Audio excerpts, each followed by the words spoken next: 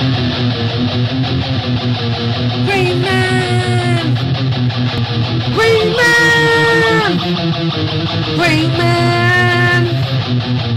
Green Man! Green Man! Green Man! Green Man! Holy YouTube video, Green Man! Hey, hello again, it's me with Friday look at some of my birthday books. These are all comics that came out September 1969, cover dated September 1969, I hasten to add, because I know the day they come out, or the month they come out isn't the same as the cover date, but these are all cover dated September 1969, same as I am, basically. So today I'm going to be going through The Incredible Hulk, 119, Doctor Strange, 182, and Star Spangled War Stories, number 146. Right, so let's start off with The Incredible Hulk 119. I actually went through all these yesterday. Once I've done what I said I was going to do, I've gone through the comics more recently than the last couple of videos, where I've just blinking, well, you know, tried to remember what I'd read a few weeks before. But a little bit damaged there on the cover, but yeah, I don't go for the big expensive ones. So this is At the Mercy of Maximus the Mad. Right, so this is a little island that first is made up for this comic, Costa Salvador. It's the first use of this place. So it's a key. It's a very small key. Basically, Banner turns up here. I think he's not too sure how he got here, because obviously he must have been Hulk. Last he can remember was battling the Submariner. And he turns up on his side and his head's throbbing and he's feeling a little bit weird. So he encounters some bloke pushing the plough and he's kind of like, no expression in his eyes. His eyes are lifeless. It's like, what's going on? And he just carries on going back to his ploughing, when, you know, rather than talking to him. Well, everyone in the whole of the village where he gets to on this Costa Salvador seems the same. And there's this big statue, towering, gigantic statue, the strangely powerful beam I saw before. That's where it's coming from. So this statue is emanating some hypnosis kind of beams that's making everybody placid and, you know, just going about their business. And then he encounters this one guy who says, I am the servant of the Great One. He says, the Great One? He says, see, it is he who built the statue. It is he who will soon rule this land. His is the power to make all others no more than helpless slaves. I am spared the effects of the mind-destroying ray because I serve him. It is I who tend the mystic statue in the square. So there you go. So this is basically the people in the castle. The Great One is in the castle on the hill, and he's got this statue which is controlling everybody's minds. Well, obviously, Banner resists that. He doesn't want to become, you know, a mind-controlled slave. So, you know, he changes into the Hulk. Es uno monstruoso, este el Hulk. I went on the Marvel Wiki, and apparently the Spanish spoken in here and this issue is incorrect. Apparently, it should be S el Hulk, and monstruoso is not even a word apparently. But you know, who wrote this? Is it Stan Lee? Yeah, Stan Lee doesn't necessarily. You know, you got an idea that was kind of what they were trying to say, and it's like, you know, oh, I should look up a Spanish dictionary when I could just make up some words that could be right. Anyway, so Hulk is aware that this statue is doing something to his brain, even as no, nothing can hurt the Hulk, he says. So he picks up a lorry, tries to smash it, but the statue is extremely tough. So then he decides to go to find the Great One on top of the hill in the castle. So when he gets there, while he's there, like, this is another first appearance, a key. This is for Daz, the Key Chaser. The first appearance in Marvel Comics of Richard Nixon, the president. Right, he basically says that no contact from El Salvador. Something's going wrong in El Salvador, the embassy there. So he sends the Hulkbusters. He says, look, stop chasing after the Hulk. General Ross and Major Talbot, you get along to Costa Salvador and find out what's going on over there. So, yeah, the General Ross and Major Talbot, accompanied by Ross's daughter Betty, who obviously is Bruce Banner's love interest. They go off to Costa Salvador. But meanwhile, the Hulk has got to this castle. We see who's in the castle. This Great One is Maximus the Magnificent, or Maximus the Mad, as they like to call him. He's broken away from the Inhumans. I think he tried to take over the Inhumans, and he was his accursed brother Black Bolt basically exiled him. He's either on the run or he's been exiled. So he's here with a few of his Inhuman mates. I can't remember all their names, to be honest. We've got, I think that's Leonis, Aero, or something like that, because he can fly. This woman's can control birds. I think her name might be Falcona or something like that. This bloke's like a centaur, and then there's another guy who can control the green slightly. He's like a wood powered, plant powered kind of guy. Anyway, he's planning on putting statues all over the Western Hemisphere, spreading his control ray out across the land, so that the entire populace is helpless, abject slavery. He says, "Today is the Americas, and tomorrow it shall be the world. The eternal dream of Maximus is reality at last." But he reckons without someone approaches, who dares? Right, so the guy who is his servant, who tends the statue, tells them that the Hulk is coming, the monster, the Hulk, the big green monster. So he sends Falcona, she sends her birds out to attack Hulk, like they're going to be any good against the Hulk. He's like, you know, he's not going to worry about a couple of birds, is he? Yeah. But he jumps into the castle after he manages, I think there's a force field on it, but he jumps into the castle and he basically gets into a fight with all of these Inhumans. Of course, the Hulk's not worried about them. He's strongest, he's the mightiest one there is.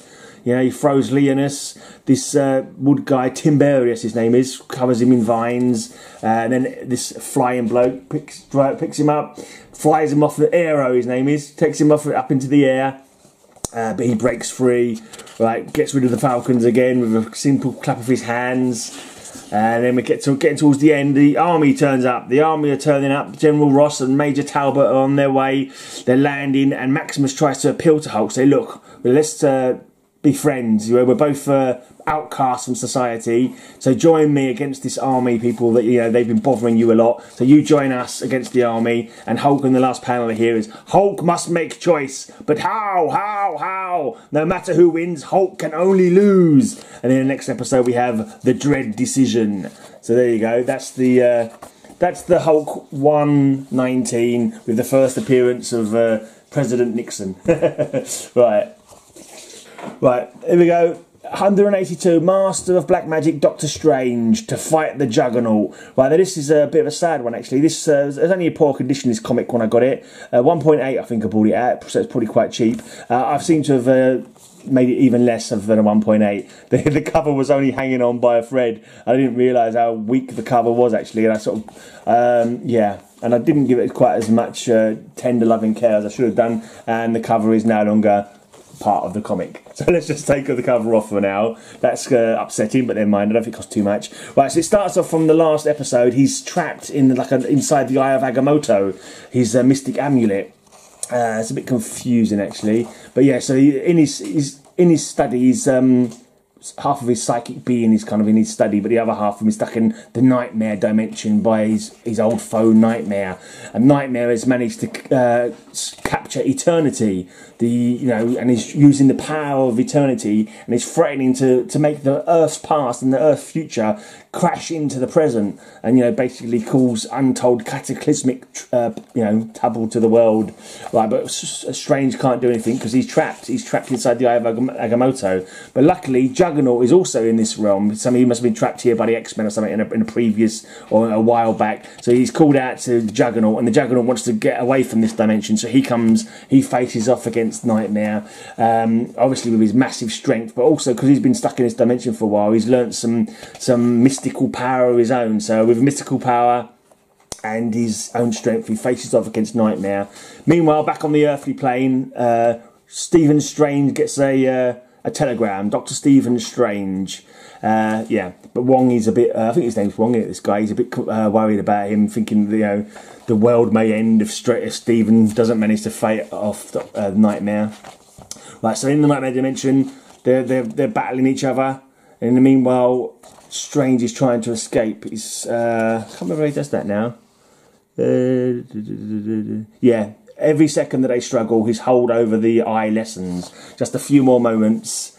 Yeah, and I think because he's distracting him, Doctor Strange is able to use that distraction to call his eye to him, to call his cloak to him, summoning all the stuff he needs to summon to. And that's another thing I didn't understand. He's got a mask on. I've never seen Stephen Strange with a mask on before. I don't know what occasion forced him to wear a mask. I've never seen that before. Maybe he must have had it for a very long. I mean, this is from 1969. I certainly never had any Stephen Strange, Doctor Strange comics from that period before. So, or even seen them. So yeah, I didn't know that he had a mask. at any point, basically. Anyway, so now while the battle sways this way and that, Doctor Strange must act. For though I stand rooted to the spot, my cape and I, devouring Amlet, do not. Let my cloak be now transported through the dark enshrouding gloom. Let it fly as if 'twere living, for it runs a race with doom. Let the eye that hath offended now make haste to its own tomb, and let all now join their master on the winds of wild Watum. So a bit of magic there. And then they're both the fighting villains, Nightmare and Juggernaut, see that he's escaped, and they decide to concentrate their attack against him because they don't want to, you know, obviously he's both of their enemies, and Juggernaut wants him to get him back to the earthly realm. That's why he's fighting Nightmare, because he believes Doctor Strange can get him back to his own world. So they concentrate their attacks upon him, not realising that Stephen Strange has set up a mirage. So they think they're attacking him, but they're actually attacking the bonds that have captured eternity. So they break the bonds that, you know, holding eternity in place. And he just like, pitiful power-crazed fools, can such as you truly imagine you could conquer eternity, that you held him helpless even for an instant? A Nightmare, you bound me after my battle with Dormammu, but why should I not have allowed you, when the months you held me were as nothing to me? So basically he's saying, yeah, you're pitiful beneath my notice. You think you had me trapped, but I wasn't even paying any attention to the fact you had me trapped, because I live forever. I'm endless, I'm timeless. These months you had me held were nothing, just not even a single breath of my life. So, and now you cringing coward, you who dare to challenge one who was the very essence of time itself, you must pay for your precipitate folly. No, no, no! He can assign them both to oblivion as easily as I might brush away a fly. This is the best, the richest jest of all. I risk my life, my soul, to rescue one beyond conquest, as he is beyond emotion. And then he shows he's actually not as beyond emotion as Doctor Strange thought, because he sends him back to his own realm, hurtling headlong through the void between the worlds. And he turns up back into his body, back on Earth. And another thing that we see is Eternity somehow, using his power, has changed Doctor Strange's name. The telegram was down as, it had Dr. Stephen Strange on it. Now it says Dr. Stephen Standers. So let's just go through that. There will be words for us to say, dear Clea, later. But why does Wong seem so troubled? This telegram, Master, it came for you only minutes ago, but now... let me see, my faithful one. It was addressed to Stephen Strange, but now, behold... It says Stephen Sanders. I can sense this was Eternity's doing. He knew that I needed a new identity and gave me one. A clean slate on which I will write what I will. But what does it all mean, my love? That he cared, Clea, for perhaps the only time in all the endless eons, the emotionless entity called Eternity cared. There you are. So yeah, I mean, I'm imagining that maybe Stephen Strange was wearing that mask because he was having trouble being identified. Maybe he's, you know, he needed his alias. You know, he never had an alias, and somehow he's been given an alias by Eternity. So now he can be Doctor Strange, and you know, but people won't know who he is. Kind of. I mean, that's something that's going on there. I'm not too sure on the exact ins and outs of it, but that's my imagination. Right, I've got to slip that carefully back into the cover. Yeah, it's a shame about that Doctor Strange cover coming off. I'm not sure if I want to replace it or not. Right, so we have Star Spangled War Stories, Enemy Ace. So Star Spangled War Story presents The Hammer of Hell, Enemy Ace, special issue. No, no, you can't make me go up Von Hammer. Joe Kubert cover.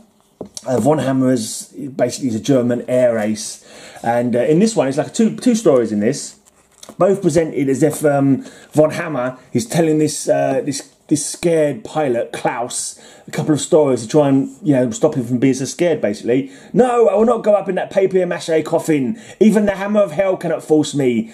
So there he goes. Let him go, Heinrich. And then he just basically starts telling him some stories. This first story is about an American pilot who enlisted in the French squadron early in World War I. He's desperate to sort of prove that Americans can fly in battle. So that, you know, the French who have been doing this for a while think, you know, you're not going to cut the mustard. There's this enemy ace called the Hawk, and he's saying you're like a little pigeon. The Hawk will gobble him up. That's what he's thinking in their thoughts. And they sort of play a game. And they put some balloons up on a board, throw darts at them. The red balloon represents the Hawk, and it's just like, you know, he gets the Hawk with his dart, basically. They sort of think he's going to give him confidence or something like that. But then the next day they go out. I think it's on a bombing. No, I'm getting mixed up with the other story actually. Then they go out and they encounter the enemies, basically, and there's a Fokker all alone. It must be the Hawk. He's in my sights, and he goes blazing in, not realising he's been a trap. Basically, it was a trap set for him, and they all, so he goes in there. They all pass him up, but the Hawk is now on his tail and basically blows him out of the sky. I think he just well, not quite out of the sky, but he damages him badly. Doesn't kill him, but his plane is very much damaged. And somehow, he's not too, she doesn't know how he managed it. He manages to coax it all the way home over No Man's Land, back to the Chanclair field where he took off from. Right, so he's in hospital, and they say, Lieutenant, fighting is too much for you. I am grounding you for your own good. So, no, Colonel, I can fight in the air. I'll prove it. I will. You Yanks will help us beat the Bosch on the ground, but in the air, no. So basically, he feels like he's let the American side down. He feels like he's let his country down, basically, because he's brave. He's just they think he's fine, he's not up to it, But anyway, a few months later, I'm not quite sure how much later it is, but just as one of his fellow pilots is coming into land, he gets taken out of the air by the Hawk just as he's coming in for landing, and that incenses him, and he just jumps into a plane that happens to be there and goes chasing after the Hawk. The Hawk is too fast, he's grinning and mocking him, he's just getting away from it every opportunity he wants, and he actually leads him all the way back to his own airfield, that he took off on, and then he just turns around and shoots him down. Basically, he was so fast and so quick, he just toyed with him basically. But he manages to land with a bump on the ground, and he says, "An Americana pilot, the first one I have met. If this sorry sparrow is an example, we will skin them all." They basically wanted to capture him, but he's like, no, he does a runner. He gets into this balloon. It's like an anti-strafing balloon, basically. So other planes, coming into the airstrip, they can't avoid that, and also it makes them harder to strafe the planes on the ground. I think that's what the point of that is. So he gets into this balloon.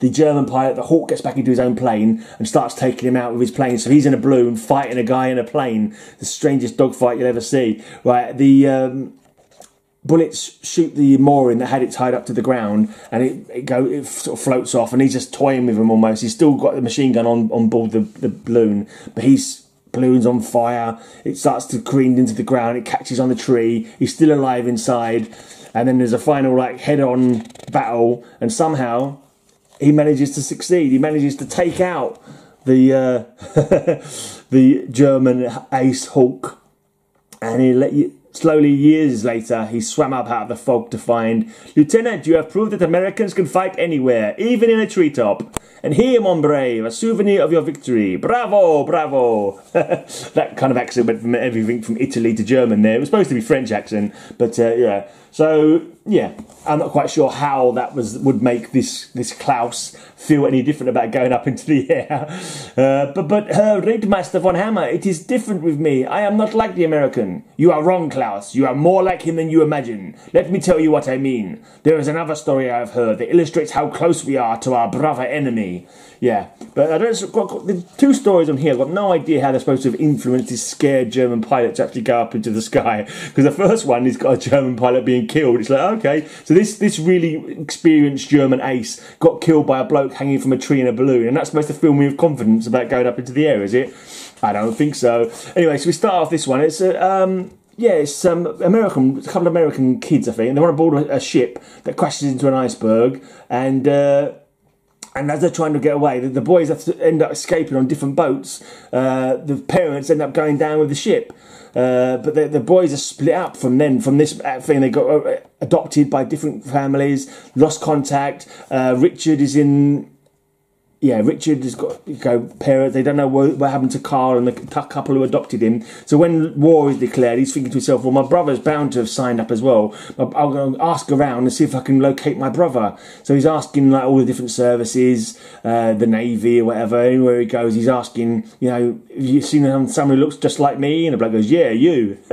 Anyway, so now he's going on his... an early raid. They're going to destroy a bridge, basically. They've all been trying to drop their bombs to smash this bridge. As he goes flying in to drop his bombs on it, suddenly he's in a firefight. The planes are coming. The ACAC's bad enough, but they've got a squadron of enemy pilots coming for them. He's in a dogfight with this one pilot. He manages to get a drop on him, shoots him. His oil lines are cut, which blinds his goggles, and as he's about to go in for the kill, he looks closer at the pilot and realises it's his twin brother Carl. He looks just exactly like him. It's like, I'm looking into a mirror, seeing myself in an enemy uniform. It must be my twin brother Carl. And of course, he can't finish him off then. He's like, you know, how can I fight out my own twin brother? So he doesn't. His teammates are like, why don't you shoot that ace when you had him in your sights? What's going on there? Don't clam up again. You make sure you get him next time. And so they go up again on another sortie to try and finish off this breed they weren't able to take out before. And his twin brother gets him in his sights this time. He's on his tail. My goggles are shattered. I can't see. As the American yanked off his shattered goggles, I let the black ace get away to fight another day, and he's making sure this is my last day. But as Richard's face appeared in the enemy's sights, his guns ceased their fiery chatter. Himmel! It is me! Me in an Americana uniform! It must be my twin brother Richard! I cannot fire at him. Yeah. Donner and Blitzen, why didn't our leader claw the American eagle when he had him in his talons? So now both of them are in trouble. The command of the American squadron is saying, look, you bloody well make sure you blow him out of the sky next time. And he's saying, in his German counterpart, this is not kindergarten, this is war. If you have someone in your sights, you will kill them. So basically they get back in the sky, and it's like, well, we've got to do our duty, you know, what can we do? I don't want to get court-martialed or whatever, so they both get into a dogfight again.